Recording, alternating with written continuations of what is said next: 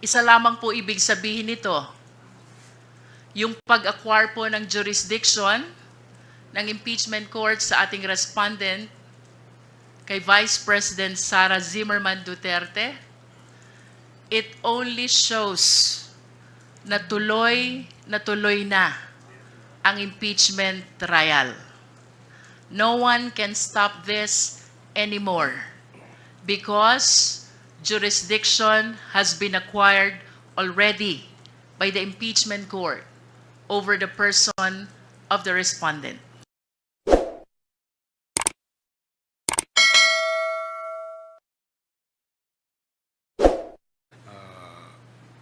Isa sa prosecutor, si Congresswoman Jinky Luistro. Congresswoman, you have the floor. Good afternoon. Maraming salamat po for waiting.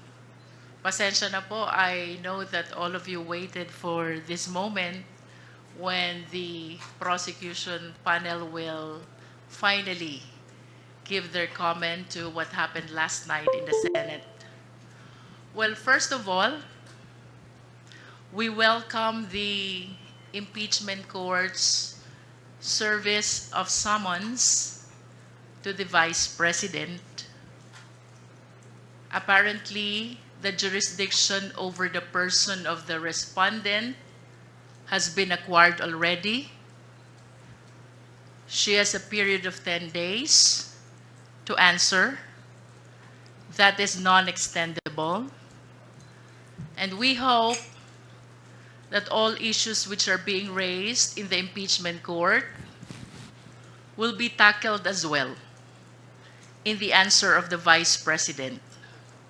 So finally, the people of the Philippines will see from the answer of the Vice President what her defenses are. Isa lamang po ibig sabihin nito, yung pag-acquire po ng jurisdiction ng impeachment court sa ating respondent kay Vice President Sara Zimmerman Duterte, it only shows na tuloy na ang impeachment trial. No one can stop this anymore because jurisdiction has been acquired already by the impeachment court over the person of the respondent. Now, with respect to the action of the Senate last night, the impeachment court requiring us to issue a certification about the compliance with the Constitution with respect to the filing of the impeachment complaint, as well as the second order, and that is for the 20th Congress to confirm whether we will pursue this impeachment complaint. Medyo ang prosecution panel po ay nalalabuan dito sa naging order ng impeachment court kagabi. So we resolve to seek the clarification of the impeachment court. With respect to the first order about the certification pertaining to our compliance with the Constitution in filing the impeachment complaint, we maintain our position.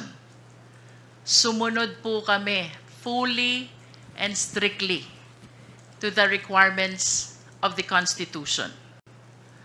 We did not violate the one-year prohibition rule.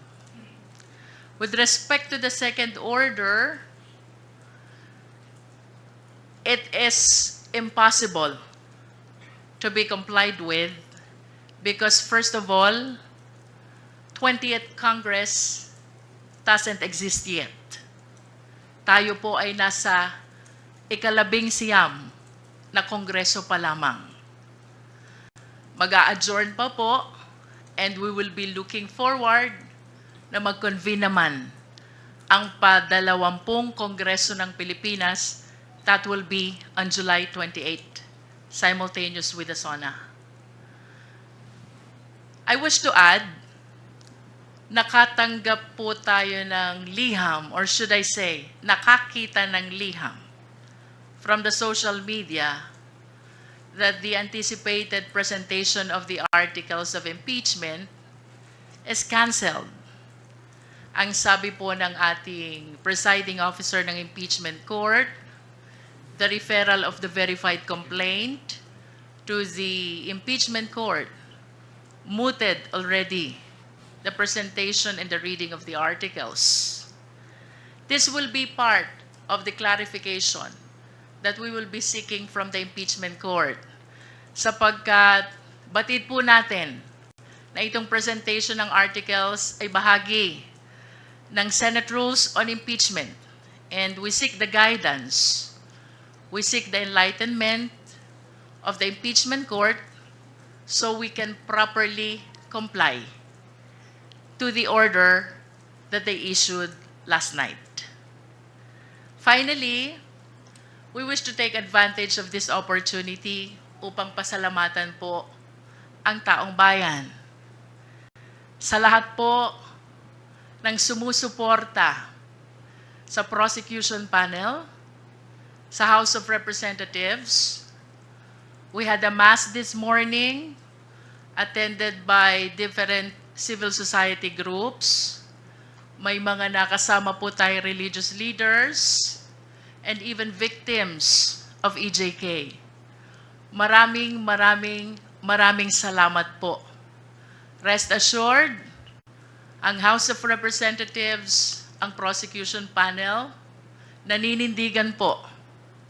Tuloy ang laban para sa katotohanan, hustisya, at pananagutan. Maraming salamat po.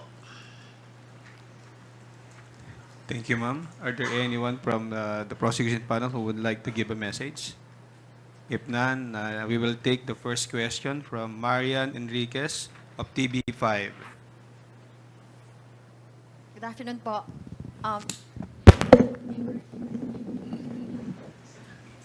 Excited din yung mic. Ma'am, thank you, Cong, Jinky, and to the rest of the prosecutors want to answer. Meron na po bang update kung natanggap na po ba muna natin itong received copy ng articles, yung pinababalik po na articles of impeachment? Meron na po ba? From the Senate? We have no official information yet whether the articles of impeachment, which according to you is being returned by the Senate, was received already by the Secretary General. I hope you understand that the members of the prosecution panel here has no participation whatsoever in the proceeding of the office of the Secretary General. Let's wait and see kung anong official information ng SecGen. But ano pong action po ng ating prosecution team? Tatanggapin po ba itong articles of impeachment, yung pag-remand? And what was your reaction to that while watching it last night? Well, in my opinion, as one of the member of the panel of prosecutors, to give way to the clarification which we want to seek from the impeachment court, I would defer receiving the articles of impeachment from the Senate, including whatever orders they will be transmitting to us. This is not disobedience, definitely. Ang gusto lang po natin mangyari is to seek guidance and enlightenment first so we can properly comply with the order of the impeachment court. When you say you would like to seek guidance, may coordination na po ba with the Senate? Ano po yung ginagawa nating pakikipag-usap sa kanila para maliwanagan po tayo doon sa mga orders nila?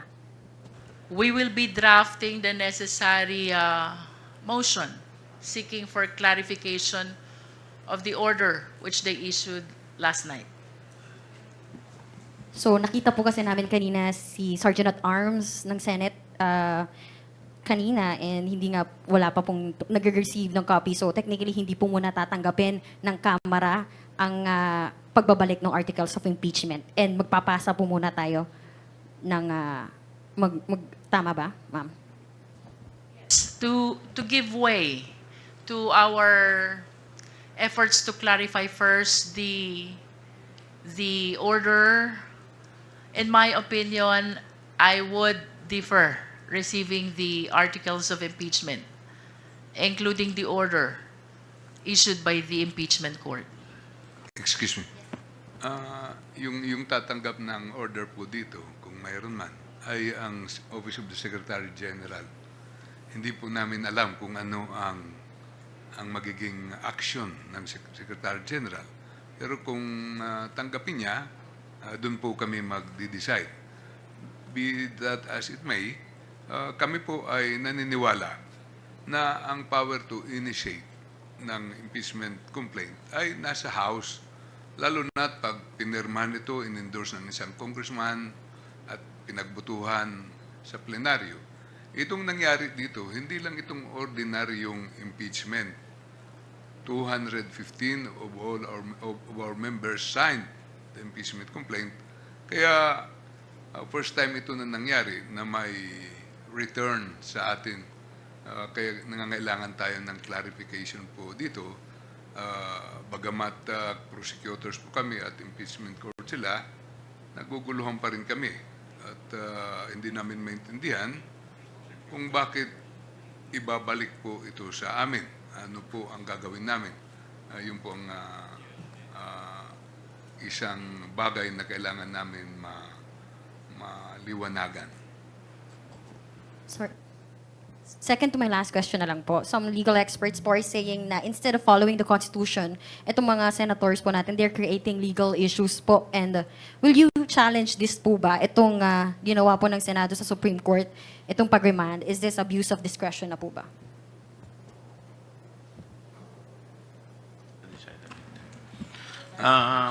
Ito pong sa ngayon, ang desisyon ng House Prosecution Panel is to submit clarification muna. So with respect to other legal remedies, hindi pa namin to na pagdidesisyonan until such time ma-receive namin yung sagot sa clarification. Kong Chua, you also mentioned kanina nagtataka kayo dun sa ginawa ng desisyon ng Senado at sila pa yung nagmosyon o mismong mga hurado. And you quote, sinabi nyo po, sila na yung parang nag-aabogado mismo kay VP Sara Duterte. How optimistic are you po na there will still be a fair and impartial trial? Well, yun po ay personal opinion ko. Hindi ko po alam kung ano yung opinion ng aking mga kasama. And in fact, nung akin rin pong personal na opinion, ito pong ginawa na pagbalik sa amin ng articles of impeachment ay sa aking paniniwala ay unconstitutional. Dahil wala naman po ito, excuse me, wala naman po ito sa kanilang kapangyarihan at ito po ay inaasahan natin na kung meron man mga motion na gagawin, ang gagawa po nito ay yung sa defense. Kaya yun po ay aking personal na opinion.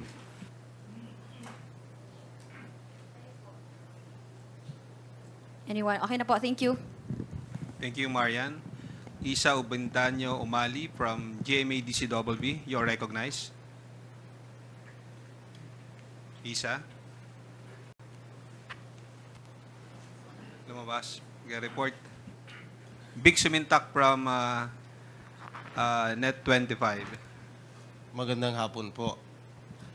May we know now kung ano na ang status ng article of impeachment in your point of view na kagabi po ay dinicide nga po ng impeachment court na mayroong mga nakita silang mga procedural lapses and constitutional question doon sa 7 article of impeachment kasi pinoint out din nung mga nagsulong ng motion, particularly Senator Alan Peter Cayetano, yung first, second, and third impeachment.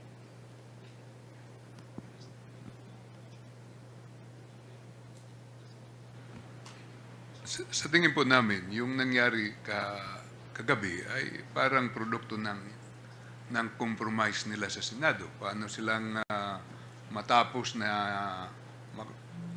matapos yung usapin. Pero sa kabuuan ay tuloy ang impeachment, ang proceedings, ang trial. Kasi pinasagot na po yung ating Vice Presidente at binigyan siya ng 10 days to answer. Ibig sabihin, buhay na buhay dahil pag sumagot ng ating Vice Presidente ay matutuloy na. Bagamat, nandun na tayo sa period na patapos na ang 19th Congress at magsisimula na yung 20th Congress. Sa amin naman, may gusto silang hinging certification. Palagay ko po, gusto lang nilang makasiguro. Pero makikita po natin kung masatisfy kami sa hinihingi nila, wala namang problema nga yun. Parang certification requirement lang. At any rate, it is presumed that our duty has been, there's the presumption of regularity in the performance of official functions. Lahat ng nasa gobyerno, yan po ang presumption. At maliwanag ito na 215 na nag-endorse sa impeachment complaint. So, ang take namin, tuloy po ito. Sir, in your point of view as prosecutors, particularly Congressman o Woman Luistro, ma'am, na nag-acquire na ng jurisdiction yung impeachment court dahil pinadala na ng summon ang respondent. Pero hindi kaya yung summon na yon pending the action of the Senate last night na kine-question nila yung regularity ng article of impeachment, hindi kaya yun magamit ng depensa para questionin nila na anong sasagutin nila doon sa summons? Well, in fact, the article of impeachment was remand to the House of Representatives. Under the rules, and even in ordinary courts, not just the impeachment court, yung service ng summons, that triggers acquisition of jurisdiction. And that is why I said earlier, we welcome this development.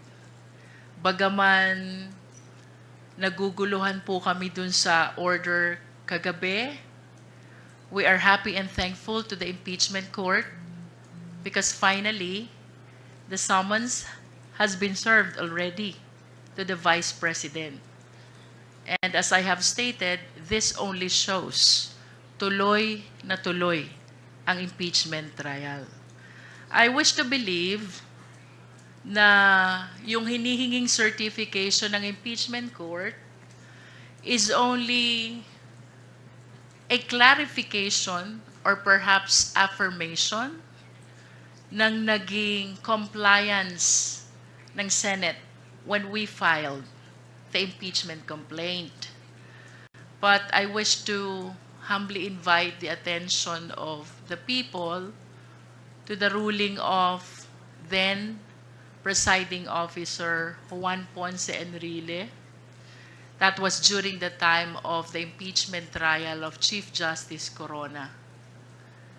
Ang sabi po niya doon sa resolution, when there is compliance in the two basic requirements, that is the signature by at least 1/3 of all members of the House, and there is the verification, the filing of the impeachment complaint already enjoys presumption of legality. And that cannot be questioned anymore unless there is strong controverting evidence. Napakaliwanag po niyan. And I believe that this is still a very good law which should guide our impeachment court. No?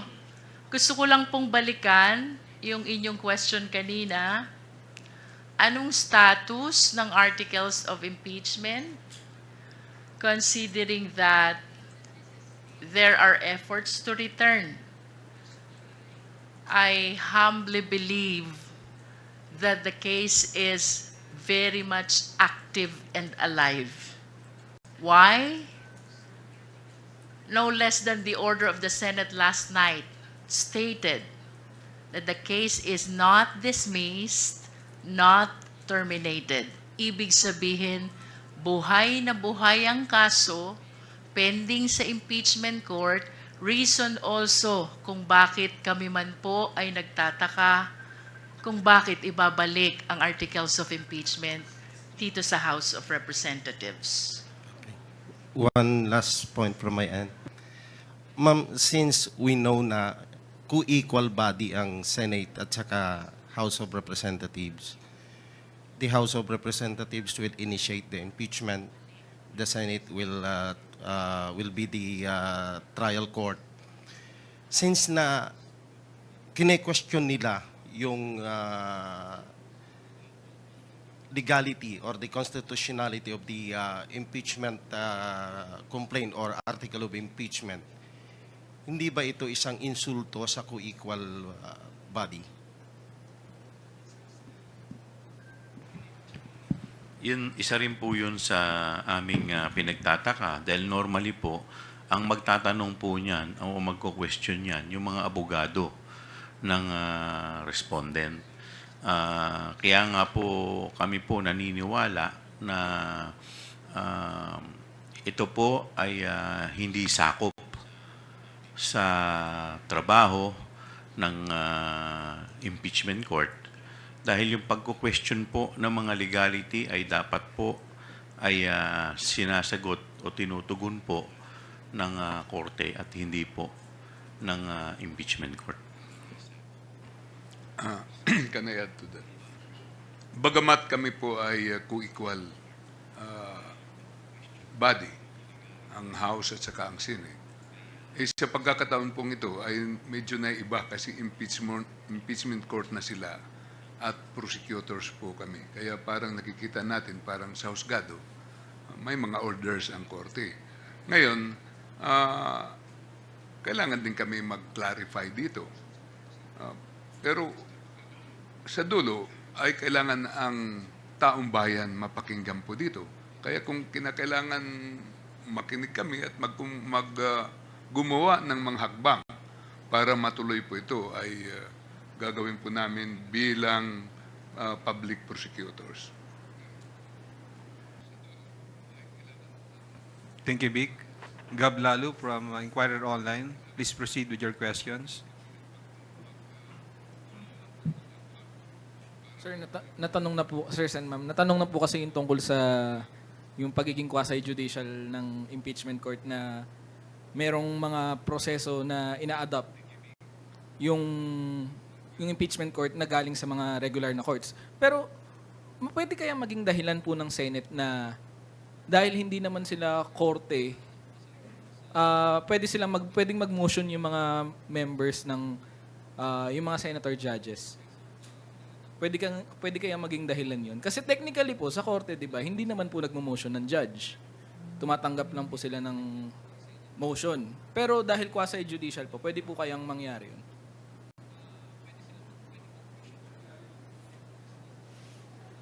Or I mean, pwede po nilang ma-justify po yun?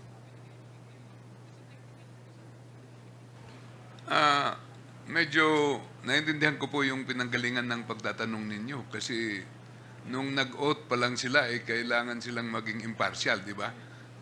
Doon sa oath pa lang ng mga senador na nagko-constitute sila na impeachment court. Pero nakikita naman po natin na pwede nilang gawin kasi ginawa nga na nga kagabi. Pero whatever it is, kami pa rin ay may respeto sa kanilang proseso at nagagalak din po kami na ipagpapatuloy po ito. Kaya nga, binigyan na ng summons ang ating Vice President.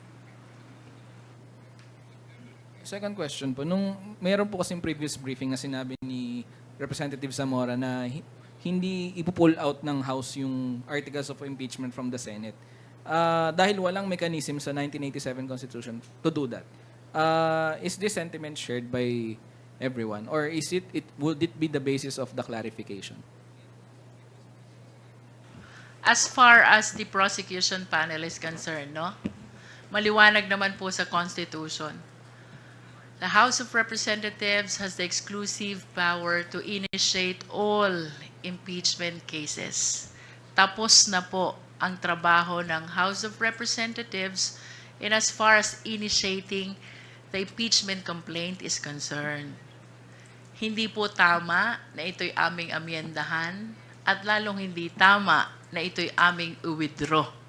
As a matter of fact, the ball now is in the hands of the Senate, whose mandate by the Constitution is to try and to decide. And by deciding, dalawang bagay lang po yun. It's either they acquit or they convict. Last question pa from my end.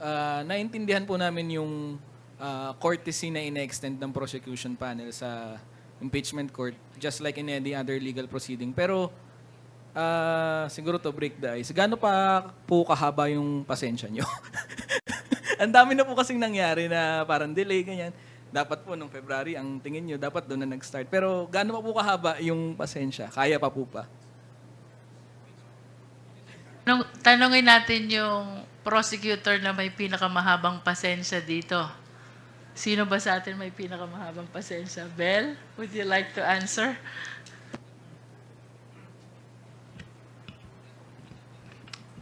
Opo, mapagpasensya po kami. At kami naman po, ginagawa lang naman po namin ang trabaho namin under the Constitution.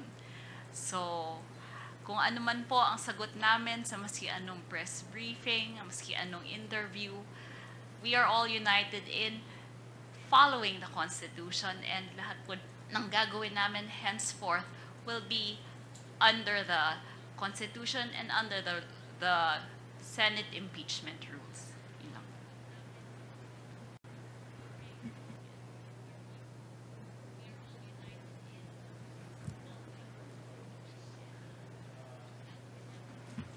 If I may give my own personal opinion about the matter,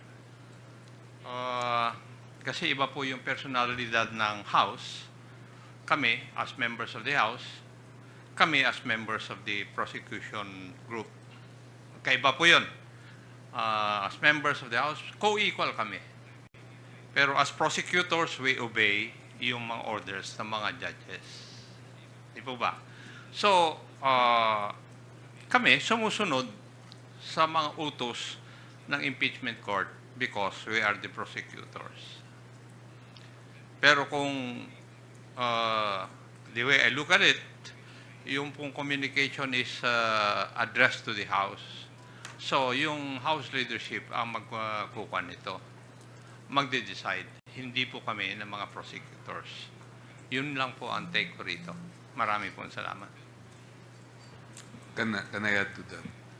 Ang tanong hanggang saan yung pasensya po namin. Kami po ay gusto po rin naming magbakasyon. Kasi sinidyin na kami ngayong gabi. Pero nautusan po kami ng plenaryo na mag-prosecute. Kaya nag-aaral po kami at naghahanda. At nakahanda po kami. Ito po ay utos ng taong bayan sa atin. Pero sabi nga nila, it takes two to tango, di ba? Pag nag-prosecute kami, wala namang korte, anong magagawa po namin? Kaya nandito tayo sa sitwasyong ito, na thankful naman kami na may patutunguhan din ito paglampas ng 19th Congress patungo sa 28th Congress. Siguro, ganun ang konsolasyon po natin. Pero sa ganang sa House na party, nandito po kami at gagampanan po namin sana ang aming tungkulin ngayong 19th Congress. At kung kami po'y bibigyan ulit ng ganong duties and responsibilities, lalo na't lahat naman nanalo yung nandito, At mag-iba pala si except isang prosecutor namin, ah, gagawin pa rin po namin yung aming katungkulan, yung aming tungkulin. Maraming salamat po.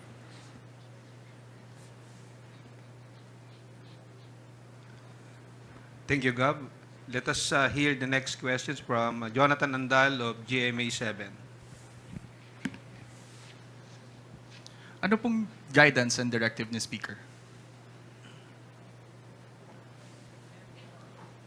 Sa inyo po, tungkol dito sa pag-remand ng articles of impeachment.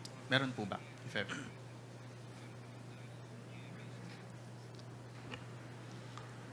Wala po namang sinasabi sa amin si Speaker. Nandun ang ating Speaker yata, very busy ngayon sa pag-inspection ng San Juan Eco Bridge. At nandito na tayo, hindi na kailangan nito ng guidance ng Speaker. Tayo po ay binigyan na ng tungkulin ng plenaryo. Kaya, siyempre, nagmi-meeting-meeting na lang kami kung anong susunod na hakbang na gagawin namin. Sa ngayon po ay yung clarification kung ano man pag dumating sa atin yung kanilang communication. Ang boto po kagabi, 18-5-0. 17? It's 18. 18. Okay. Yun yung boto po kagabi. Sa tingin nyo, yun din ba yung, may mga nagsasabi na baka yun na rin yung posisyon ng mga senador at maging boto pag umusad yung trial. Naniniwala po ba kayo ron?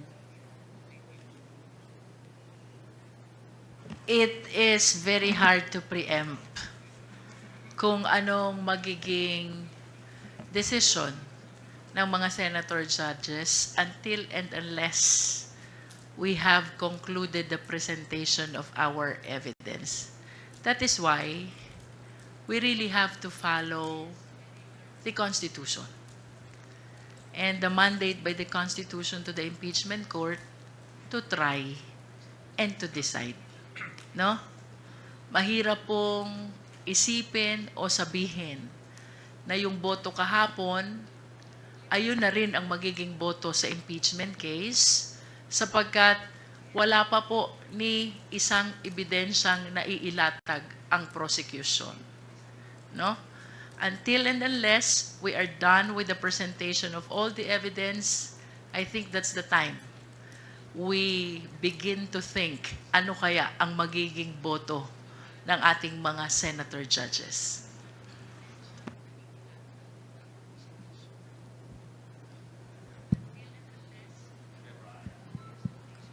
Are you done with your questions? Okay. Bibian Gulia from ABS-CBN. Go ahead. Okay. Ma'am, as far as the Senate is concerned, ang decision po nila ay i-remand sa House of Representatives yung articles of impeachment, but ang House po ayaw munang tanggapin itong articles of impeachment while seeking clarification. Will it be accurate to say na mayroon pong deadlock? I don't think so. We are not defying the order. We are not disobeying the order. What I said earlier, we are deferring the receipt until we are clarified on the actions taken by the Senate last night. Ano ba yung tatlong actions? Number one, they're asking for the certification of the House of Representatives that we complied with the requirements in filing an impeachment complaint. Itong requirements po na ito ay ang pagperma ng at least 1/3 of all the members of the House and the verification, of course, non-violation of the one-year bar rule. We are certain, and it is in the face of the impeachment complaint, that we are fully and strictly compliant with the requirements of the Constitution. Kanina nabanggit ko na rin po ang resolution ng then presiding officer Juan Ponce Enrile when there is compliance with the first two basic requirements. The filing of the impeachment complaint already enjoys the presumption of legality, that it cannot be questioned anymore unless there is strong evidence to the contrary, no? Pangalawa, they're asking for the confirmation of the 20th Congress, whether it will pursue the impeachment complaint against the Vice President. How can this order be complied when the 20th Congress does not yet exist? Wala pa pong 20th Congress. Nasa 19th Congress pa lang po tayo. So, who will comply? The second order. Number 3, bagaman ito po'y hindi part ng order nila, but I saw a letter in the social media, rendered moot ang presentation of articles because the verified complaint has been referred already to the impeachment court. Ito po'y gusto namin ma-clarify lahat sapagkat yung una, we are fully compliant with the Constitution. Yung pangalawa, wala pang 20th Congress. At yun pong pangatlo, the presentation of articles, that is part of their own rules.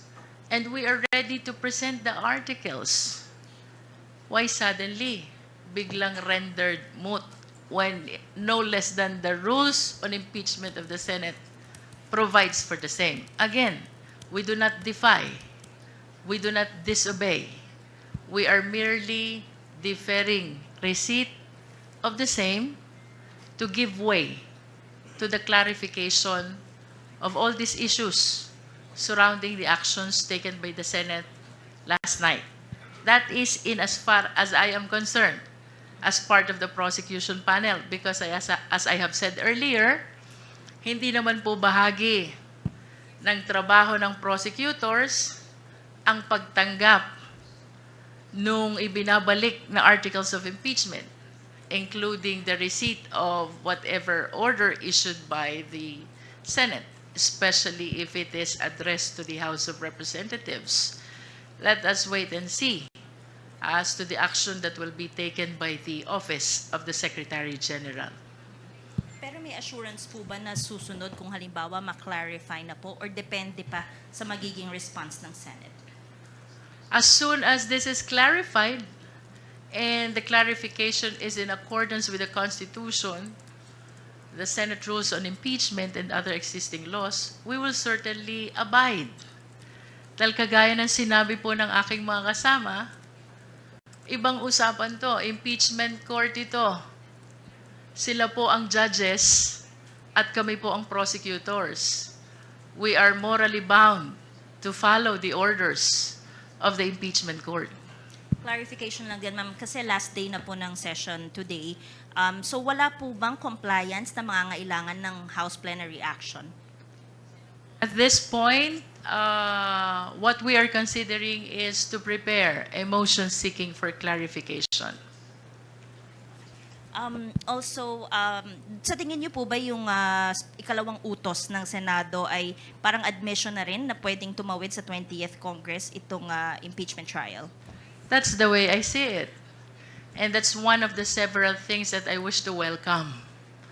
Yun pong kautosan nila na address sa 20th Congress, indeed, is an implied admission already that we can continue the impeachment trial until the 20th Congress. Final clarification. Yung withdrawal ng impeachment complaint or articles of impeachment by the House, it's off the table. Tama po ba yun? And are you considering to bring the matter to the Supreme Court? About the impeachment complaint being withdrawn, that is outside the power of the Congress already because we have concluded our function and power to initiate the impeachment complaint. Tapos na po yun. The ball is already in the hands of the Senate, whose duty is to try and decide. No? Walang amendment, walang withdrawal na manggagaling po sa House of Representatives. Hindi po yan pinapayagan ng Constitution. And then your next question? That is a matter that we have yet to discuss.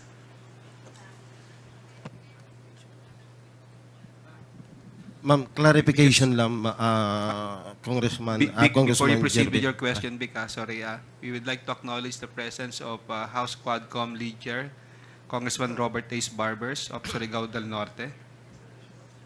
Is your question, Vic, related to the question of BBN? Okay. Yes. Okay, proceed. Ma'am Jerby, clarification lang, kasi ang sabi ninyo, since nag-acquire na ng jurisdiction ng impeachment court doon sa impeachment case, doon sa nakita nyo na na-post sa social media that renders moot and academic, yung supposed to be today a presentation na ng article of impeachment. Miwino, kumbaga clarification, tinututulan nyo yung cancellation ng presentation since the impeachment court acquired the jurisdiction on the matter. We are not opposing. We are seeking clarification. And perhaps if the impeachment court will issue an order that the presentation of the article is impliedly complied with, we may accede to that. We are just following the Senate rules on impeachment. And the presentation of the articles is one of the significant part of their own rules on impeachment. Thank you, ma'am. Thank you, Vic. From Philippine Daily Inquirer, Krisha Subing-Subing is now acknowledged. Hello po. Medyo related din po sa question ni Ate Vivian kanina. So,